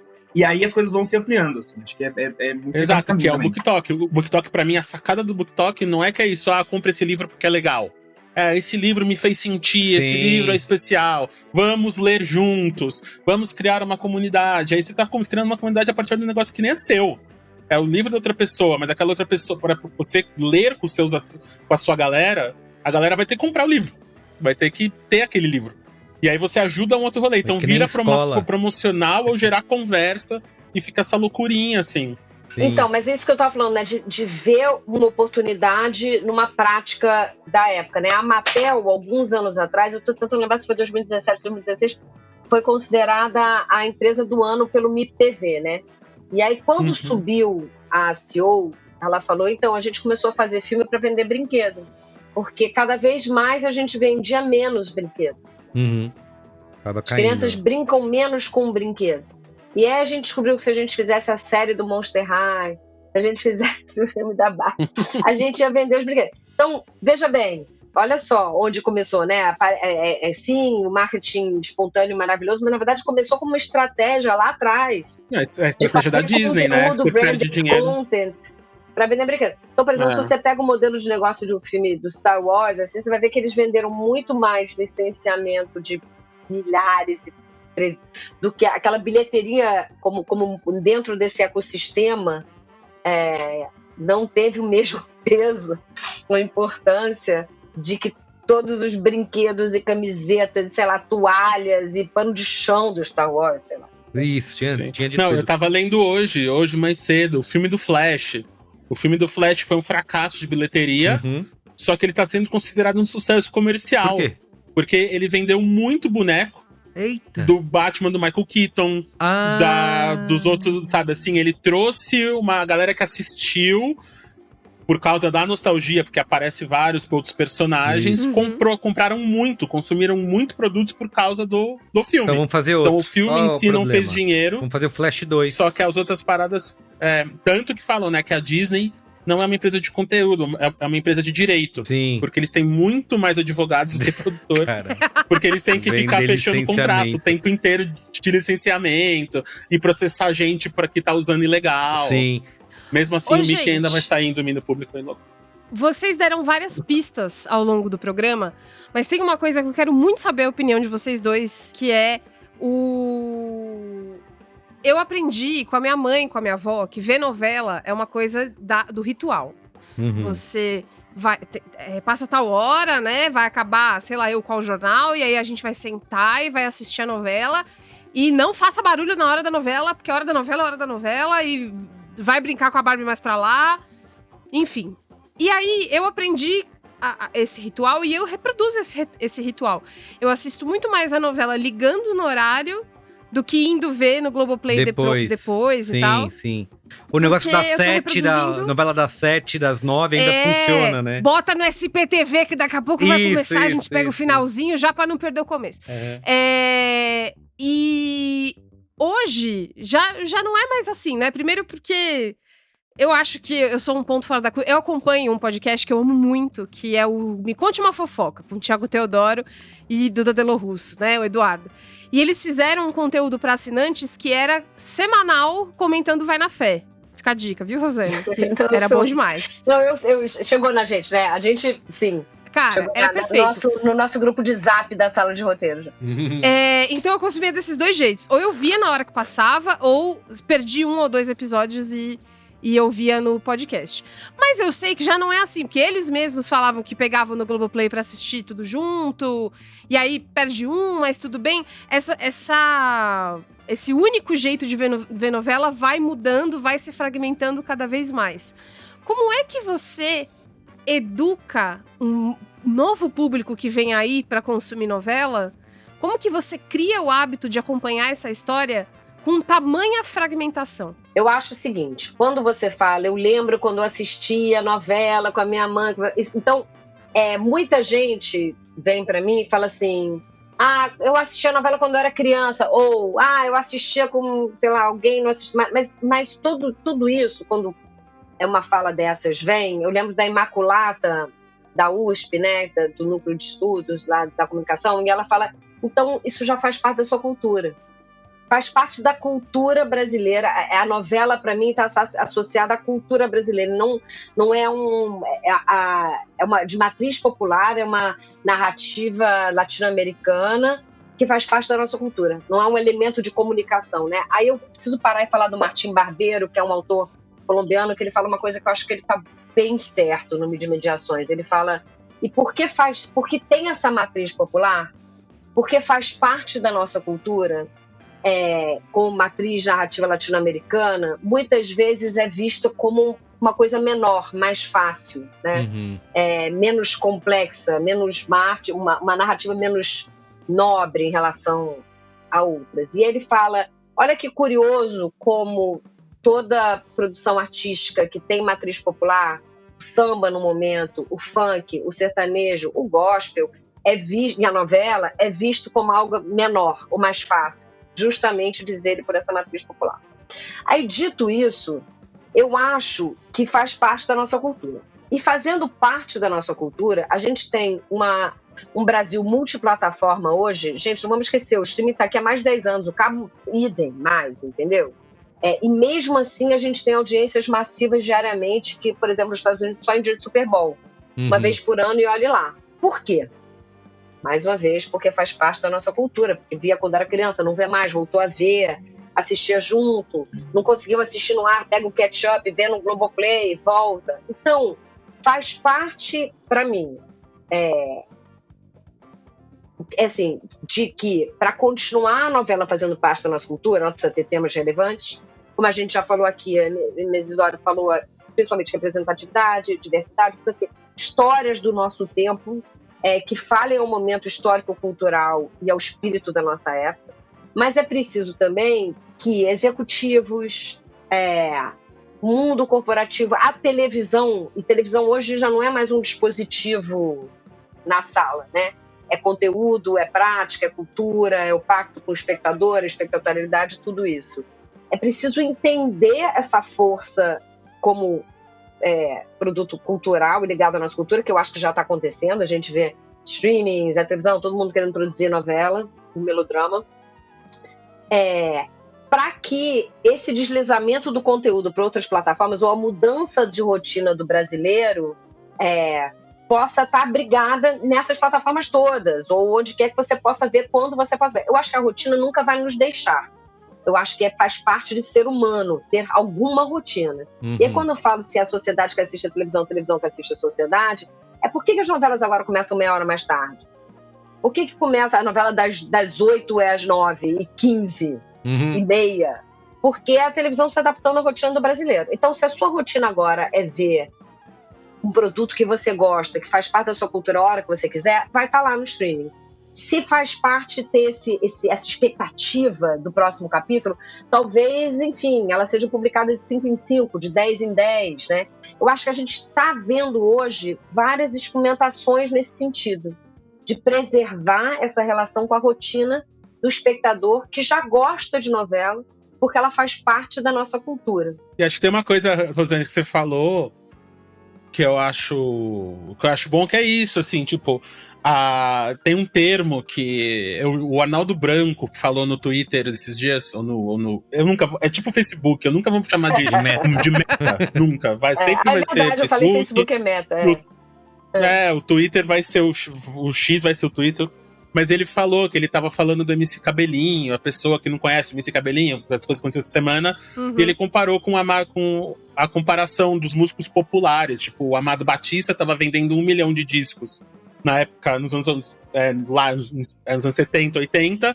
Caetano Veloso, que tava vendendo 30, 50, 100. Só que o Caetano tava sempre no jornal. O Amado Batista não. E ele falou, precisamos sair da zona sul mental. Eu achei esse termo muito bom, zona sul mental. Eu até coloquei numa apresentação que eu vou fazer na sexta-feira pra uma marca de cerveja. Que eu falei, galera, vocês têm que sair da zona sul mental. Vai sair com spoiler. Quando ele falar isso, o pessoal da apresentação fala, Momento Faustão! Você viu aqui primeiro. Você viu primeiro no podcast. Mas só que tem uma coisa aí que é isso. A gente fala de novela, a gente fala de tudo. Só que todos os players gringos estão correndo atrás. Eles estão vindo fazer novela agora. Eles estão voltando, porque pra entrar aqui é isso. E a novela, esse tipo de conteúdo, e acho que os conteúdos curtos até, que são produzidos a partir da novela, a novela sempre gerou o conteúdo curto. Só que ela tava na Contigo. Ela tava no jornal. Ela tava em outros lugares, né? Show. Ela tava tipo... Você tem a paradinha ali desses conteúdinhos do universo que uma novela traz. Então, acho que tem o cultural de uma novela, ou de estar numa TV aberta. É isso, assim, tipo, se você tá lá todo dia, de segunda a sábado e tal, por exemplo, eu posso não ouvir o MC Cabelinho. Só que acontece uma fofoca com ele e com a Bela, automaticamente vai conectar, porque em algum momento eu passei na frente da TV, eu sentei pra ver um episódio com alguém, eu vi um episódio, ou eu vi alguma chamada dos personagens deles, ou alguma coisa aconteceu de conteúdo curto em volta de mim, que essas pessoas vieram. Então é culturalmente nosso que esses produtos longos já gerem conteúdos curtos desde sempre, né? Porque eles alimentam um ecossistema que já vem de jornal, de fofoca. Tipo, quem seria a Sônia Abrão sem a novela? Total. Ótimo ponto. E eu lembrei, pra quem interessar, a Bela, esqueci o sobrenome dela, que é a diretora de conteúdo transnacional, né, da Netflix. Ela deu uma entrevista bem interessante pra New Yorker, e ela fala que o conteúdo que mais viaja e que é o conteúdo que ela, enfim, tá querendo usar como case é justamente as novelas latino-americanas, sabe? E aí, por outro lado, pegando isso, eu vou falar também mais uma vez do Martim Barbeiro, que ele fala que a telenovela é o único conteúdo que inverte o fluxo transnacional. E o que... não, quem fala isso é o Sternhambúrger, eu acho. Mas assim, o meu ponto é, uma novela como Totalmente Demais foi para mais de 150 territórios. Territórios porque às vezes é África francofônica, às vezes é um território... né? Imagina. Então, a gente... Bom Sucesso, se não me engano, 65 territórios.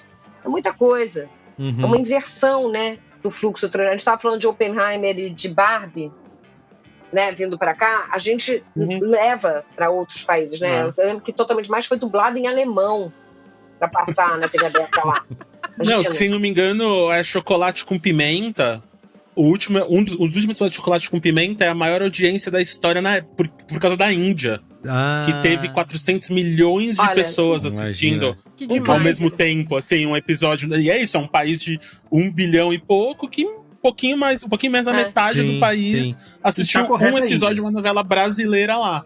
Tá correto. Então a Mariana Ximenes, se for pra lá, provavelmente até hoje vai ser reconhecida. Tipo, Total. Vai ser reconhecida. E sempre vale lembrar que a maior série que os nossos amigos, né, que a nossa galera, que provavelmente ouve o Braincast, tava vendo, que é o Succession, e é foda, nada mais é do que uma novela. Isso. É uma novelona, é um melodrama. Game of Thrones, novelão. É uma parada. Todas as séries da HBO são melodrama. Mas é um fenômeno que já, assim, o que acontece, né? Ferramentas do melodrama estão nas séries de arco longo, não tenha dúvida. O gancho, os personagens, os arquétipos. Então lá, achei ótimo isso, porque eu concordo. E, enfim, alguns autores, o Jason Mitchell, ele faz essa observação, né?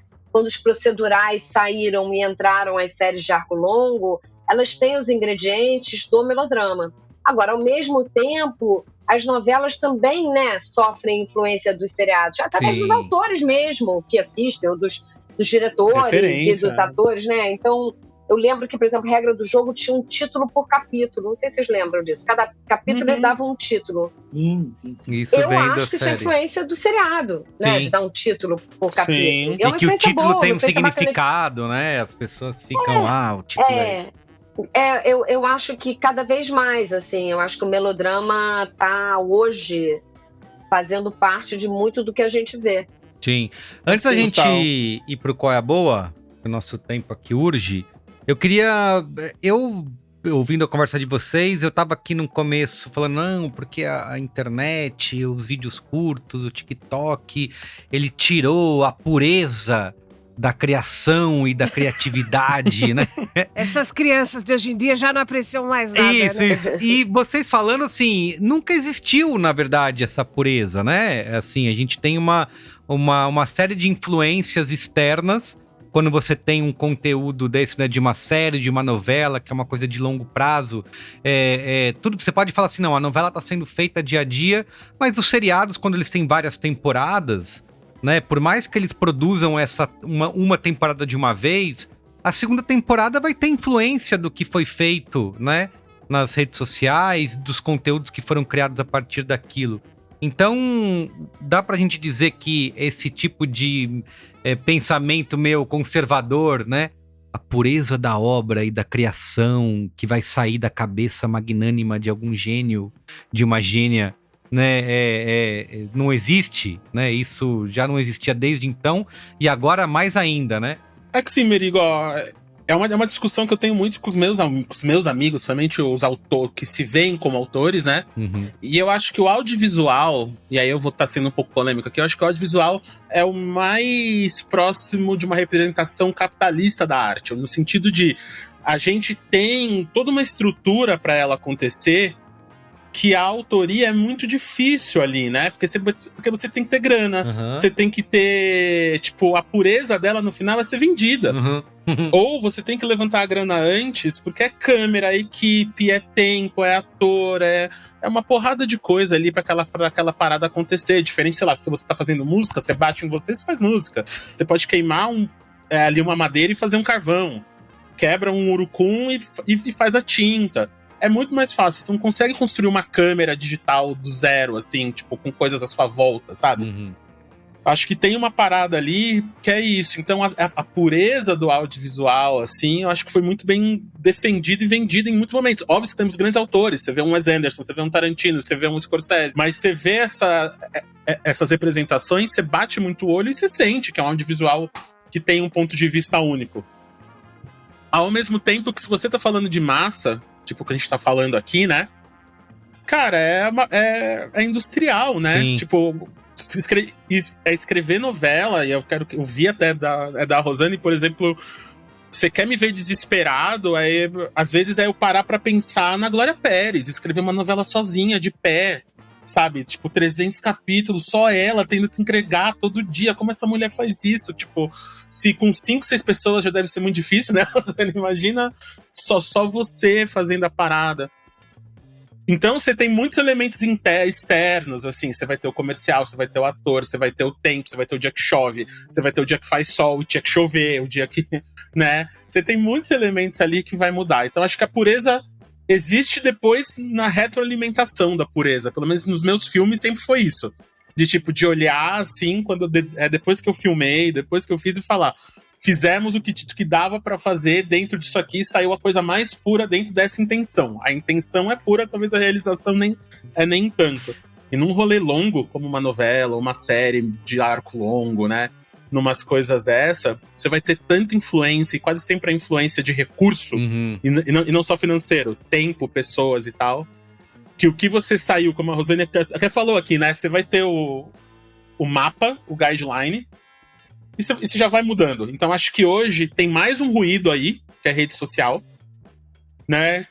Que você tem que aprender a separar o que é e o que não é. E a gente vê isso, por exemplo, um exemplo que me vem na cabeça muito é o que aconteceu com a trilogia da sequência do Star Wars. O quanto essa sequência foi mudada pelo ruído de fã. Nas redes, né? Então, você fica desesperado e você tem que reagir. Ali é milhões de dólares, é o mundo inteiro, é licenciamento, que a gente falou, uma parada que eles têm que fazer a parada mais meio do caminho possível, assim, né? Pra agradar todo mundo. Pra não alienar quase ninguém. E sorte que você tem pessoas, e aí... Obviamente, puxando a sardinha aqui pra Rosane, pros meninos e pras meninas da sala dela, que eles, cara, compraram umas paradas ali que eu nunca tinha visto, assim, tipo, de não abrir concessão, de falar, de trazer beijo gay preto, que é uma parada que é muito mais complexa, colocar gospel com evangélico, com religiões de matriz africana. Então imagina quanto de ruído não deve ter vindo aqui, nesse caso, que teve que filtrar ou falar, não, disso aqui a gente não sai. E aí vem a autoria. Sim. Super legal tudo que você falou, porque até pensando, né, que assim, quando, durante o aprendizado, eu acho que é um momento de experimentação, né? E de ser autoral, e de fazer com turma, e de fazer junta. Eu tive coletivo, chamava Piracema, todo mundo ajudava no curta um do outro, né? Hoje em dia. Mas quando você entra no mercado, e até esses nomes, né? Esses criadores que são muito autorais, estão no mercado, todos. Estiveram no mercado, né? Fizeram parte do mercado. E aí é uma negociação, né? Porque você precisa escrever, criar, dirigir para um público. Porque você faz parte do mercado. A não ser que você faça, sei lá, com o seu próprio dinheiro. Mas você fará, né? Raras exceções, você... E aí, essa negociação, né? É sempre uma negociação, né? Mas eu acho que também faz parte do que a gente faz, arriscar e testar fronteiras. E testando, e vendo até onde dá para ir, e volta, e vai. Eu acho que é um processo de resistência e controle, mas que não é, sabe, e que a gente vai testando e tentando. Mas essa pureza, uma vez que entra no mercado, ela não existe, porque vem a negociação junto, né? O Tarantino, pro Wes Anderson, pra gente, pra todo mundo tem uma negociação aí para fazer o filme, para fazer a novela, para fazer o... sempre tem. Quando faz parte do mercado. Perfeito. E aí o que você consegue negociar, o que você consegue preservar, isso para mim é o grande equilíbrio, né? E o aprendizado do que realmente importa, do que você não vai abrir mão, do que você vai abrir mão, do risco, né? Do risco de arriscar num momento que a gente está vivendo, né? Que minha visitória vai ser todo cancelamento, medo do cancelamento, mesmo assim, arriscar. Eu lembro que eu encontrei agora no Grande Prêmio uma cineasta que falou assim, nossa, eu estava lendo as primeiras reportagens sobre a novela e todo mundo falando, vai ser uma novela gospel, é a Globo querendo virar Record, ou a esquerda falando, olha, se venderam, finalmente vão fazer uma novela, e eu tava louca com isso, eu e a sala de roteiro toda, e todo mundo, e a assessora de imprensa falava, não, calma, deixa a própria novela responder. Não responde. Calma. As pessoas estão falando sem ter visto. Sim. Então não dê mais munição. espera até a novela. Aí se não gostarem, vão falar com razão. Eu vou ficar mais nervosa ainda. Mas eu acho que é isso, né? Assim, eu estava muito ansiosa, todo mundo, pela estreia, como é que ia ser recebida, até que ponto a gente ia poder ir, até o que ia acontecer. E tem a ver com gestão, que tem a ver com um zil coisas, e tem a ver principalmente com a audiência. Aliás, Rosane, fica aqui pessoalmente meu agradecimento como iniciado em candomblé, como pessoa que ama religião e ama que as pessoas tenham fé e tenham crenças e exerçam ela, para aquela cena de casamento. Acho que eu jamais pensei que ia me emocionar com cena de casamento, porque a chance de ter uma cena de casamento que me represente é menor, cada vez maior, mas é pequenininha. E aquela cena, assim, eu nem ia ver a novela no dia, tal, parei no bar, tava passando, e foi uma coisa que eu parei tudo que eu tava fazendo, assim, pra uma pessoa que eu sou essa geração Z que não tem atenção exclusiva pras coisas, né, mas essa foi uma vez que eu fiquei monogâmico com a novela, assim, e é uma coisa que eu tava olhando a imagem hoje com um trampo que eu fui fazer, e me emocionei tudo de novo, assim. Muito obrigado pessoalmente mesmo por você ver isso. Então, essas cenas que vocês dois citaram foram o Pedro Alvarenga, né? Ele, assim, uma influência muito grande. Mais uma vez, escuta, né? Ele escreveu a cena do casamento com a ajuda do nosso consultor. Ele tem um consultor pastor e ele candomblé, né, do Pedro, ele escreveu essa cena do casamento e também essa trilha toda que o Isidoro citou também. E é isso, a gente, se a gente não arriscar, a gente não sabe, né? Se a gente também não... E é isso, mais uma vez, é uma sala de roteiro e também a direção e também os atores. Eu acho que a novela foi feliz nesse lugar de todo mundo dar a mão e acreditar na história que estava contando, sabe? Muito bom. E eu acho que o Vai na Fé aqui, pra mim, que tô tendo essa discussão muito de formatos, meus conteúdos são conteúdos descentralizados, né? Tipo, são coisas, tipo, por que a gente não tá contando essas histórias de afeto? Ou por que o sci-fi não pode ser no meio da Amazônia com indígena, igual eu fiz lá no Eles Estão Aqui, sabe? O Vai na Fé, ele mostrou que o público, sabe? Tipo, que o povo não é bobo, que a gente falava lá atrás, tipo... que não tem que nem que abaixar a Rede Globo, ela tem que elevar a Rede Globo, que o povo não é bobo. Porque a parada é a novela que teve maior audiência recorde, faturamento recorde, bilhões de views em rede social e indo contra a corrente do que falam pra gente que a galera... Tipo, eu ouvi muito que eu não poderia contar a história de preto. Eu ouvi muito que eu não podia contar a história de candomblé. Eu ouvi muito que eu não poderia contar histórias fantásticas aqui, sabe? De certas coisas. Grande parte desses nãos que eu ouvi, a Rosane e a equipe dela conseguiu mostrar que é mentira, assim, tipo, e comprovar ali diariamente. Tudo bem que teve alguém lá em cima na Globo que comprou, que entendeu, que teve o mercado, tem o aliado ali, né? A gestão, né? Isso que eu ia falar, né? Não adianta a gente escrever essa história se não tem alguém que fala, não, sim, entendo, tá na hora, vamos lá, o público vai aceitar, a sociedade quer ver. Mas, assim, é um grande diálogo, né, com o público. É um diálogo. Então, tem uma novela que a gente usa, que é muito o exemplo, né, que é Dono do Mundo, né, que é uma novela que foi, aspas para isso, rejeitada, porque ela estava à frente do seu tempo, né.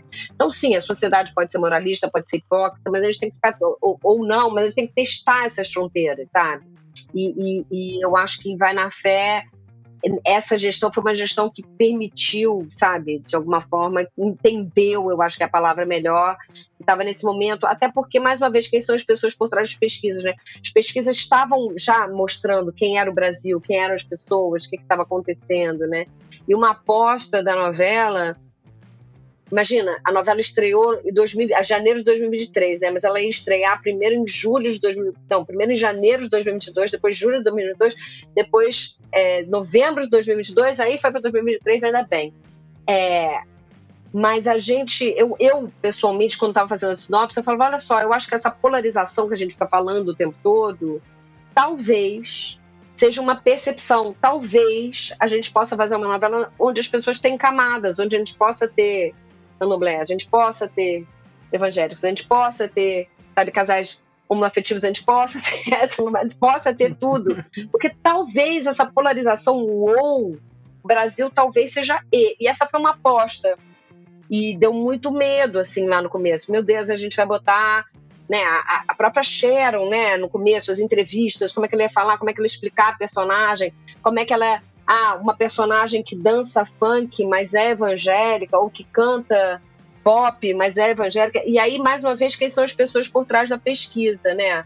Ouvi o Mano a Mano com o Condzilla dizendo que ele é assembleiano, ouvi a Negrali falando que é do CCBB, ouvi, sabe assim, começar a própria, uma das atrizes, lá no coral que tinha na igreja, lembra? É um coral gospel que tem aí há décadas chamado Vocales. E uma das moças que canta no coral, que é a Priscila, que é realmente do coral Vocales, ela também é backing vocal da Anitta. Veja bem, aquele BBB do Gil do Vigor, da Juliette, da Camila de Lucas, da Poca, que a gente via as pessoas dançando funk e depois cantando louvor, pra mim foi uma inspiração, porque eu falei, olha só, tá vendo? Será que o Brasil não é mais isso? Será que nós não somos empáticos? Será que a gente não... E daí que surgiu a ideia da novela, sabe? Muito bem, então vamos pro Acabou? Perfeito. Arrasou. Vim aqui só pra isso. Vim aqui só pra isso. Então começa. Foi introdução. Começa, vai. Agora é 1h30 só pra... tudo Só seu. pra isso. Manda ver. Essa é a hora. Meu, então, eu vou fazer um jabá, porque finalmente ficou público o Depois que Tudo Mudou, que é uns audiodramas que a gente fez pro Globoplay. E ele tava no exclusivo Globoplay, e agora ele está público em todos os players de podcast. E essa é a série que eu queria ter ouvido quando eu tinha 15 anos de idade. Essa é a série que eu fiz, e é muito difícil eu gostar de algo que eu fiz. E essa é a série que, quando eu acabei de editar o último episódio, eu chorei muito, muito mesmo, assim. Que eu falei, caramba, se o MMzinho tivesse ouvido isso aqui, talvez várias questões aí de afeto, de afroafeto, de identidade, de se libertar de certas amarras e tal, seria feito antes. E eu queria dar isso aqui porque também é uma série que ela fala de afeto, mas ela fala muito de comunicação, de pós-pandemia, dos traumas que a gente ficou pós-pandemia. Então são 3 meninas em Salvador, aprendendo e criando laços e afetos pós-pandemia. Eles ficaram presos na internet, então fala muito do que a gente estava falando aqui, de consumo, de como eles consomem, de como eles se veem, de como eles se projetam, do que eles gostam, e também muito de trauma. E como uma boa conversa, muitas vezes, é o que a gente precisa para resolver esses traumas. E aí ficou aberto. Então, convido todo mundo a ouvir, depois que ouviu França e o Labirinto no Spotify, os nossos amigos aqui. Ouve o França e o Labirinto, todo mundo quer ouvir, Celton Mello, Spotify. Depois ouve a nossa sériezinha de afroafeto lá. E se gostar, já emenda também no Eles Estão Aqui, que é o nosso sci-fi indígena. Que fizemos indígena, jabá alienígena. aqui, hein? Que fizemos jabá aqui. Então, o Cris falou? Isso. Então, Chris Days aí, Chris que Days. não tava Nights nesse dia. Então a gente faz, então a gente vai, e aí o Eles Estão Aqui, pra mim é isso, cara. Eu queria sempre... Os indígenas já estão passando por uma invasão alienígena há 500 anos, desde 1500. O que acontece quando chega um indígena do alto e tá no meio da ditadura? Você tem ali os milico ali. De quem ele tem mais medo? Porque ele sabe o que um vai fazer. Ele já passou por aquilo. Então, pra mim, foi uma pergunta. Assim como a Rosane tava vendo o BBB e se inspirou, eu tava conversando com os meus amigos indígenas, que eu faço, né? Tenho esses rolês aí de dar uns rolês com os indígenas às vezes. E eles falaram isso. E eu falei, mano, que louco, né? É verdade, eu nunca pensei assim, que eles já passaram por uma invasão alienígena antes. Muito bom. E aí nasceu essa parada inspirada num caso real também, que é a Operação Prato. Se você não sabe, vá no YouTube.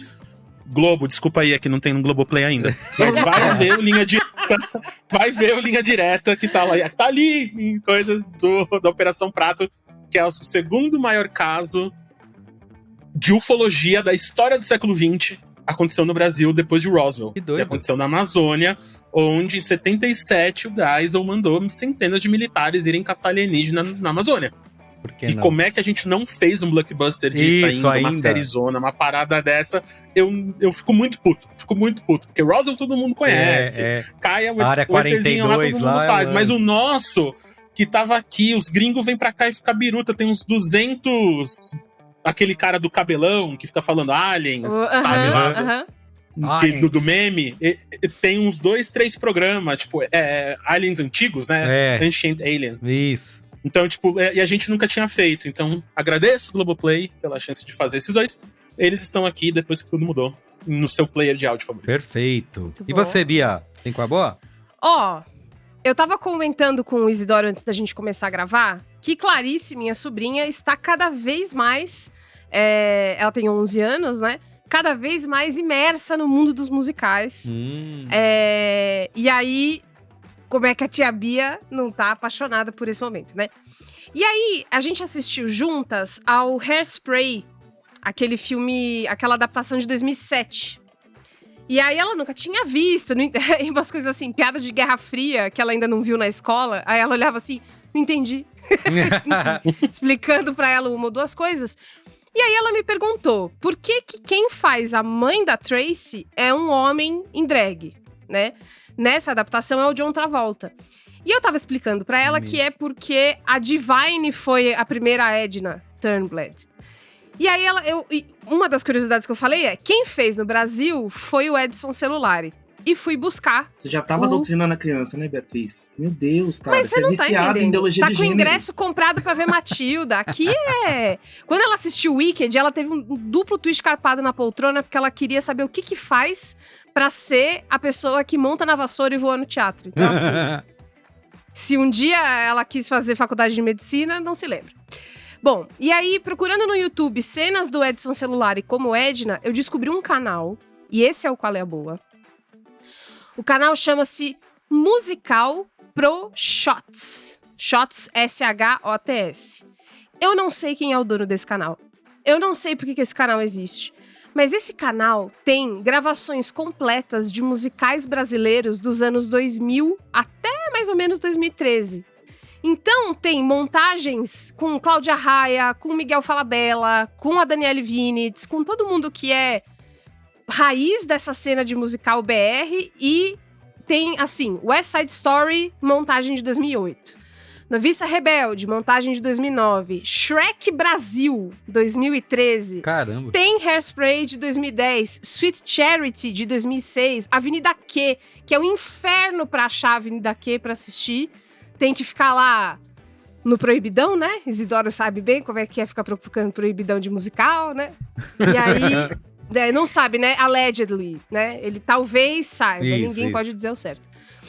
Enfim, não são muitos musicais que tem ali, mas tem várias coisas que são um registro muito divertido de assistir, de como era o teatro musical brasileiro antes e a revolução que ele recebeu de uns tempos pra cá.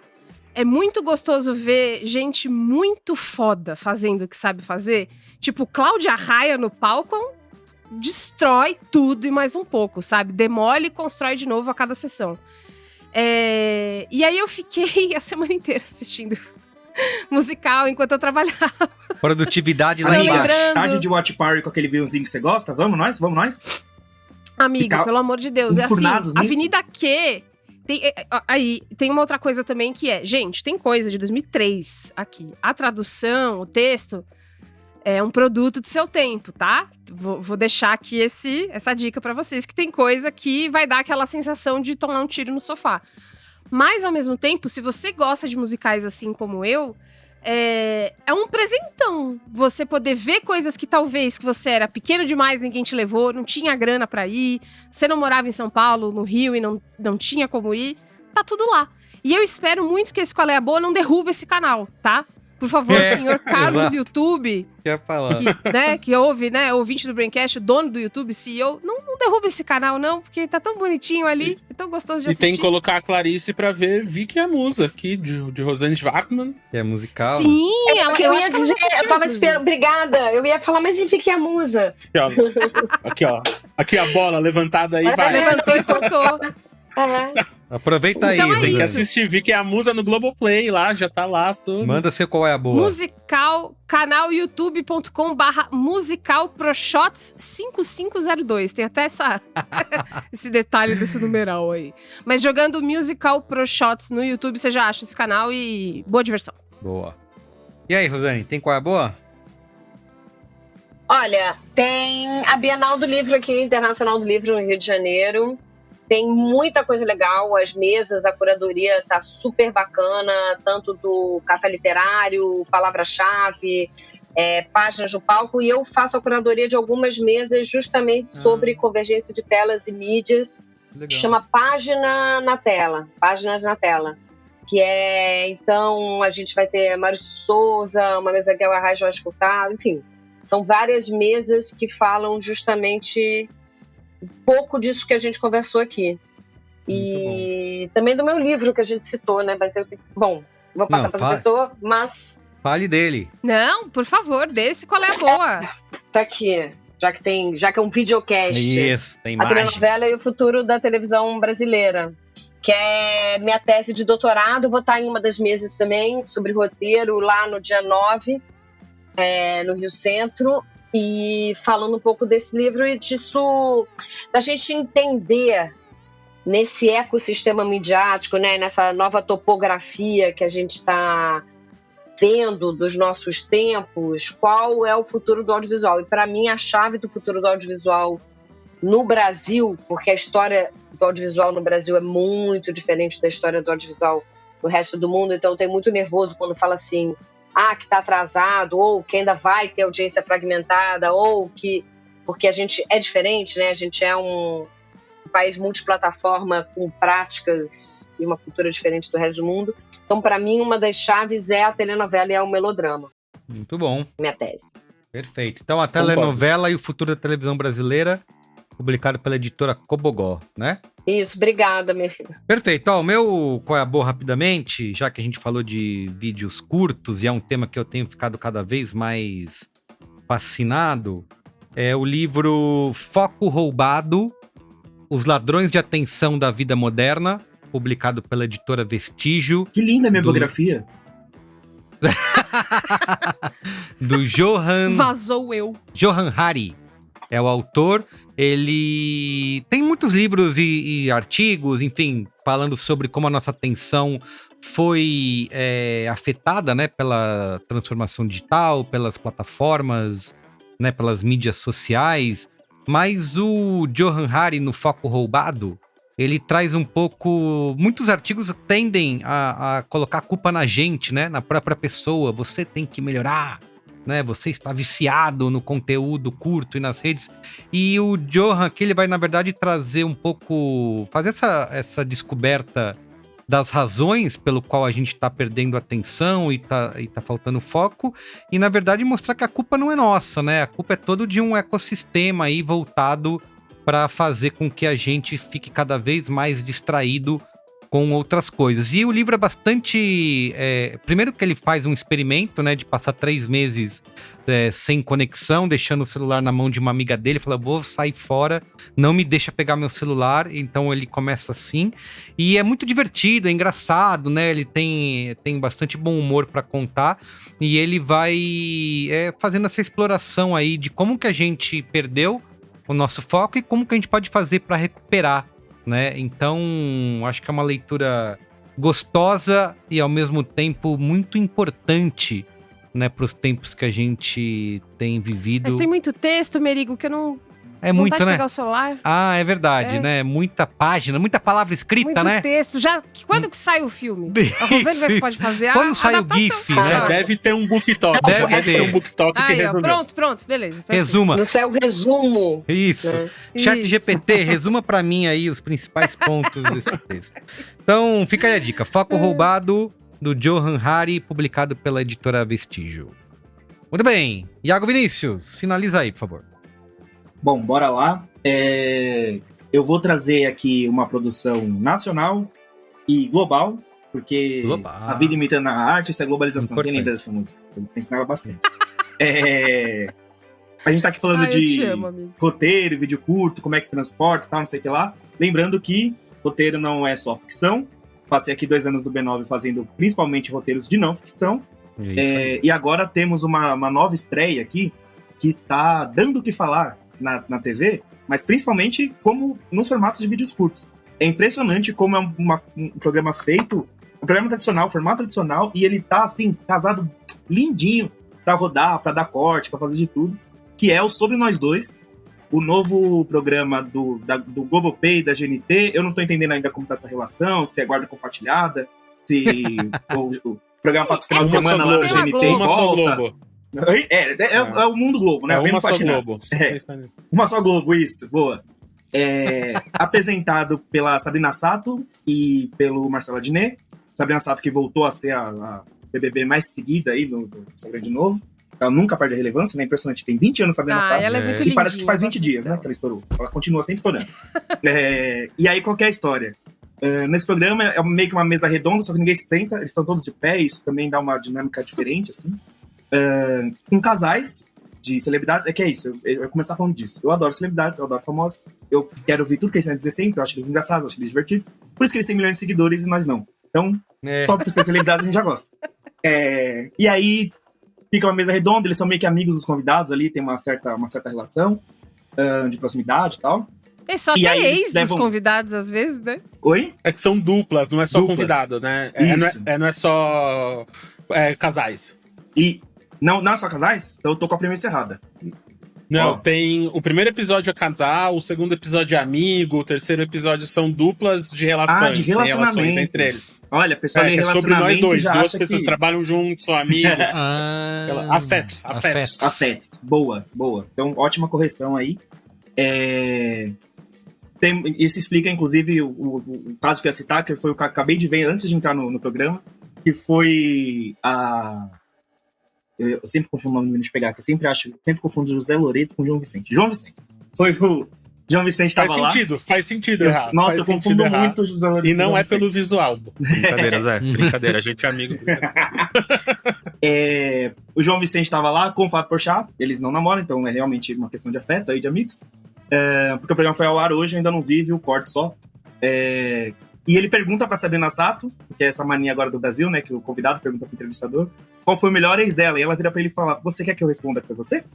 E aí vira toda uma piada, porque o Fábio Porchat está do lado, então a coisa degringola. Então foi o programa onde o Paulo Vieira falou que fez uma dívida no nome da Ilana, e aí toda a imprensa caiu pra cima dele, ele teve que se explicar depois, dá uma dor de cabeça do caramba. Mas é muito engraçadinho, muito gostosinho, dá pra você passar no corte, dá pra você botar na TV e ficar comendo pipoca.